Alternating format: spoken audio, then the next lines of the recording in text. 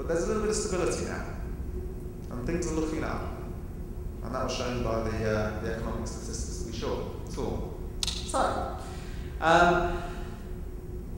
the economy's been bad, and our business, tertiary debt collection, tertiary debt purchase, has been harder hit by it. But because the economy's stable, because we've improved our operations, collectability prospects are up, and that's a good sign. We've definitely seen an improvement in the pipeline. There are a larger number of portfolios now available, and banks are much more prepared to do deals.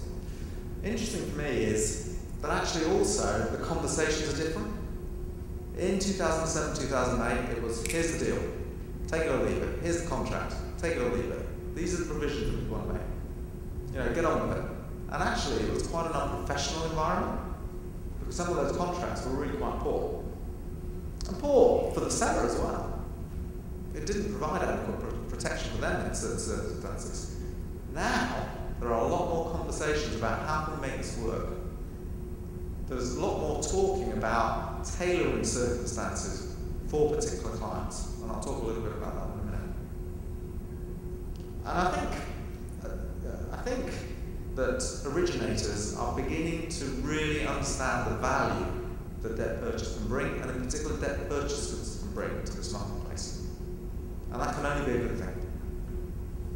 And if we're not adding value, then we shouldn't be in any case. But finally, we have this huge overhang of non-performing loans and provisioning levels which is out there. So, I believe that there's going to be quite good prospects as we go into 2011 for quite significant purchases in many of our marketplaces.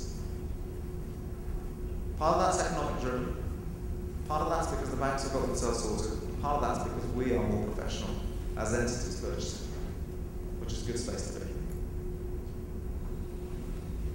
I think this is key. Okay? Tertiary debt collection absolutely is a specialist business. It is not like fresh debt, dealing with fresh debt. And I put in 1% higher liquidations, okay? 10% better collections, if you increase collections from 100 to 110, can have at least 2/3 of an increase on your profitability. At least. And equally, 10% less collections can have turn you into a significant loss. This is a high-risk business. You're outlaying your capital early on. Your costs of investment in recovering that money is high, and you're getting the returns over a long period of time. This is a high-risk business. 10% increased collections. Being a better collector by 10% than anybody else makes a massive difference. Okay? Now, what we do, I think, which is very good, and this our sector, but particularly us, is first, we take a long-term view with our customers. Now, the conversation usually when a customer stops paying is, okay, you've stopped paying, pay us it all back now. And it's quite a hard confrontational conversation. And that usually goes through the in-house bank collection system, as well as through agencies 1, 2, and 3. And they have to do that because they only get the debt for a certain period of time. We're buying the debt. We're now going to have that debt forevermore. Our opportunity is to change that relationship, that fractured relationship with the customer, to understand that actually they're not paying for a reason. So how can we help them? And take a long-term view of working with them. We truly believe that working with a customer delivers a greater return than not working with the customer. Okay? Second part of this business, why it's different, is the efficiency of that customer contact is absolutely crucial. How many times are we going to contact that customer? What is our message going to be? How much are we going to spend doing it? When are we going to give up? When are we going to change the way we do it? All those sorts of things. So segmentation is critical. We spend a lot of time and energy on segmentation, on scoring, and on prioritization. Whether it's in our dialer queues, whether it's in our understanding probability to pay, whether it's specifying letter communications which are valid for that customer.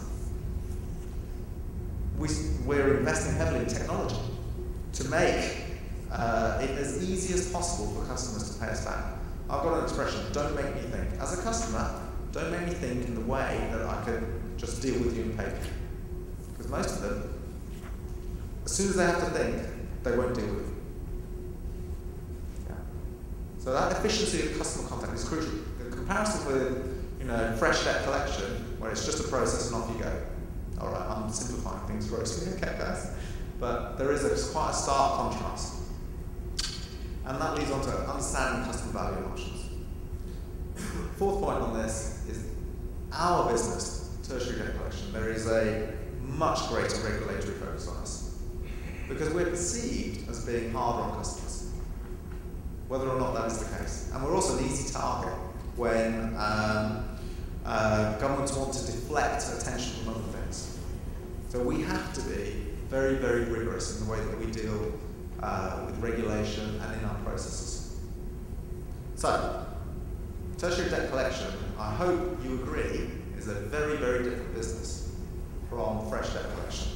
It's about different people, different collectors, different conversations, certainly about different systems and processes, and it's absolutely about innovation, about change and about improving things. And that's how we start adding value. Actually, I put together a slide here, recognising the value of debt purchase. The arguments there are the standard arguments. The benefits of debt, so you get immediate funding as a originator, it's a guaranteed position, you don't have to have the cost base in your back office, it's one less worry to think about, particularly in this more regulated area, and supposedly it maximises value. Disadvantage, losing control, it doesn't really matter that much to the bank. That's probably the big one. It ain't that much money to the bank. When they're making billions, a few £1 million on a debt sale, it doesn't particularly matter. They're much more interested in their reputational issues. That's probably the big one. So these are well-rehearsed arguments. Okay? I think the change that we're now seeing is that I think we're getting across our arguments much better about why this is a different business, and about the value that we can add, and about our professionalism as a business, that they can trust us. And I think that's really quite important.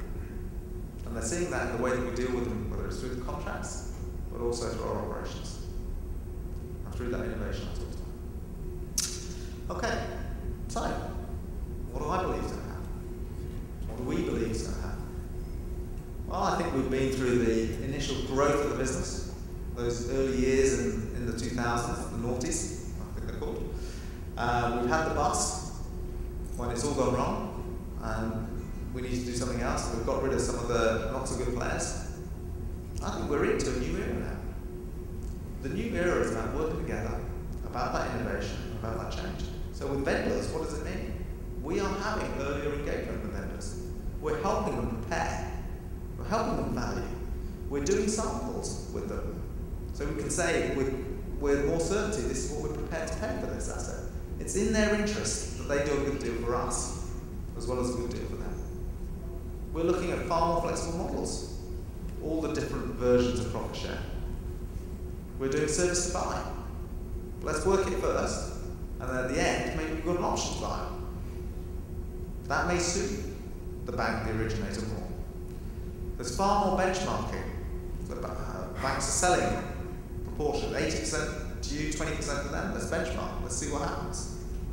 But it also gives them competition for future purchases. In some countries, I'll give Austria as an example, we still continue, even though we bought the debt, to work in the name of the original creditor. Which is kind of nice, interesting, that they want us to do that. But it's not only partnership with the vendors, it's absolutely about partnership with the agencies that we work with, but also, and I think this is really quite important, partnership with the customers, our debtors. How can we work with them to resolve their issues? So I think it's about collaboration, it's about innovation, and it is about ambition, because it's definitely about better results. Okay, so earlier on I talked about Spain being a terrible market to collect in. But I also talked about all the changes that we were trying to make in our business, and these are the genuine statistics in Spain. So our catch rate is the customer promises to pay, do they pay or don't they pay? It was quite acceptable 18 months ago for us to only have a catch rate of less than 30% in Spain. We're now up to nearly 40%. Through operational improvements and through the way that we work with customers.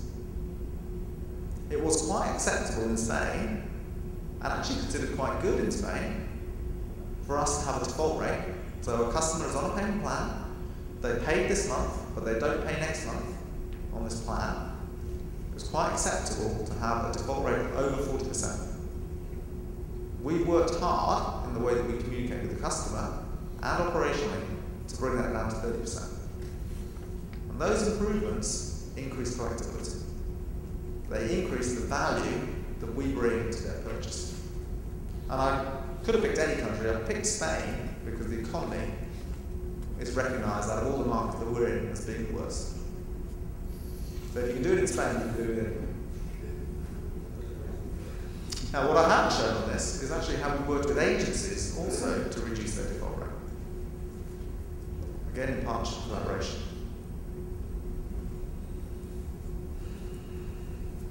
This is our mission statement, our vision. And I think this encapsulates what we're trying to do in one sentence. So the best is about our ambition. We absolutely want to be the number one collective in our market space. Working together is all about collaboration, whether it's with vendors, whether it's with customers, or whether it's in-house with our staff and across our businesses. And this is what we're doing. These are difficult debts, difficult for our customers because they've gone into default. And our challenge is to resolve them profitably and amicably with our customers. Or resolve difficult debts for our vendors. That's our challenge. So that's our mission. I think it's nice and simple and it's very straightforward, and I think it's something that we believe is something we can get behind. So, I think there are lots of reasons to be cheerful. Keep wanting to sing the Ian Jury song. Maybe they didn't have it in your countries, but there's undoubtedly higher volumes of non-performing loans out there.